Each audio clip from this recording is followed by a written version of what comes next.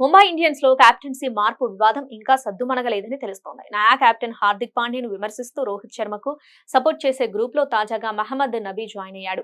హార్దిక్ తీసుకున్న నిర్ణయాన్ని ఖండిస్తూ నబీ ఇన్స్టాగ్రామ్ లో స్టోరీ పోస్ట్ చేశాడు. బులాన్పూర్ వేదికగా పంజాబ్ కింగ్స్ తో జరిగిన మ్యాచ్ లో ముంబై ఇండియన్స్ 9 పరుగుల తేడాతో విజయం సాధించింది.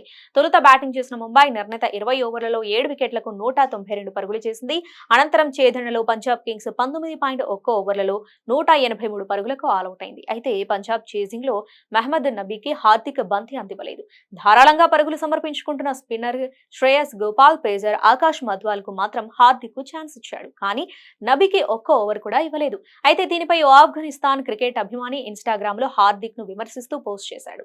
ముంబై ఇండియన్స్ కెప్టెన్ తీసుకున్న నిర్ణయం వింతగా అనిపించింది, అందరినీ ఆశ్చర్యానికి గురిచేసింది. పంజాబ్ మ్యాచ్ లో నబీ బౌలింగే చేయలేదు. అయితే నబీ గేమ్ చేంజర్, కీలక సమయంలో 2 క్యాచ్లతో పాటు ఓ రన్అట్ వేశాడు అని పోస్ట్ పెట్టాడు. దాన్ని నబీ తన ప్రొఫైల్లో షేర్ చేస్తూ స్టోరీ పెట్టడం గమనార్హం. నబీ పోస్ట్ తో చర్చ మొదలైంది. ముంబై జట్టులో రోహిత్, హార్దిక్ గ్రూపులున్నాయని స్పష్టమవుతుంది.